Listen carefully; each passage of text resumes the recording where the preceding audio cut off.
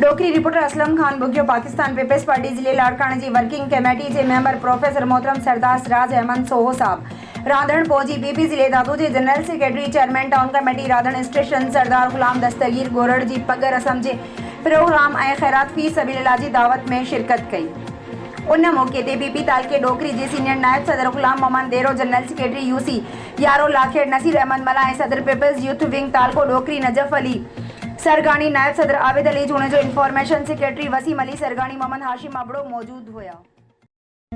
डोकरी रिपोर्टर असलम खान बुगियो सरदार अली डिनो खान गाडई साहब general secretary peoples party तालको डोकरी जिन खैरपुर नातन शाह पहुंची मोहम्मद बच्चल गाडई साहब भेण जी वफ़ात ते ताज़ियत करे गहरे दुख जो इजहार किया।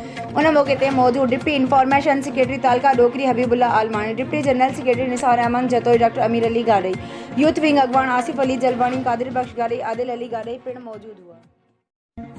सजावल रिपोर्ट इम्तियाज मेमन सजावल जिले में पीपी चेयरमैन बिलावल भुट्टो जरदारी जे आमन दौरान सजावल जिले में बिन्हीं ग्रुपन पावर शो ॾेखारण ख़ातिर हज़ारे माण्हुनि गॾु करे वरिता। सईदपुर में शिराजी भाईरन सैद शफकत हुसैन शाह शिराजी, अयाज अली शाह शिराजी, शाह हुसैन शाह शिराजी, सैद नसीर शाह शिराजी, हाजी बादशाह शाह शिराजी ऐं हज़ारे माण्हुनि वॾे जोश ऐं जज़्बाती सां इस्तक़बाल कियो। ॿिए तरफ़ शिराजी मुखालिफ़ पीपी ज़िले सजावल जी क़यादत रेस मोहम्मद अली मलकानी, मैडम रेहाना लगारी, हीर सो अरबाब वज़ीर मेमन, दानिश खान मलकानी, डॉक्टर इकबाल मेमन, रमीजुल हक ज़हूर, फिरदौस मल्ला, खुर्शीद बेगम, रेस गुलाम मुस्तफ़ा लगारी, अज़म खान मलकानी, मंजूर पलीजो, नजीब सरवेज, कादिर कुंभार ऐं ॿिया शरीक थिया। शिराजी भाईरन जा हामी ज़फ़र हमीद मेमन, वॾेरो सिकंदर हथियार, वॾेरो मोहम्मद बारन, मोहम्मद बख्सियाल ऐं ॿिया हज़ारे मौजूद हुआ।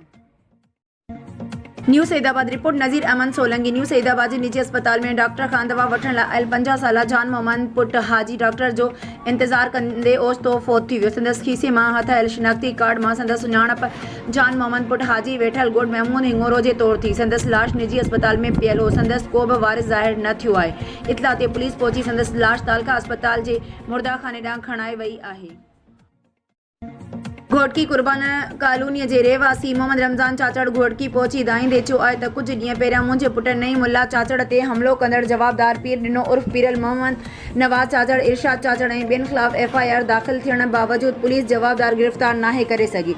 उल्टो मुख जवाबदार वीडियो पैगाम ज़रिए मूंखे ऐं मुंहिंजे ख़ानदान खे धमकियूं ॾेई रहियो आहे। केस तां हथ खणो न त तव्हांजो खून कंदुसि। साल अॻु बासर कूड़ी कारणु इल्ज़ाम जो जरगो करे मूंखां 14 लाख रुपया भराया विया आहिनि ऐं ख़ामोश रहण लाइ प्रेशर विझनि पिया। SSP मुनीर खुड़े DSP घोटकी इंसानी हक़नि जी तंज़ीमुनि खां मुतालबो कयो त मूंखे इंसाफ़ वठी ॾियो ऐं नए मुल्ला ते हमिलो कंदड़ ऐं क़तल जूं धमकियूं ॾींदड़ जवाबदार गिरफ़्तार कया वञनि। SHO A section Ayub Dogar, SHO कच्चो बिंडी इब्राहिम महर जवाबदारनि सां ॿिट बणियल आहिनि।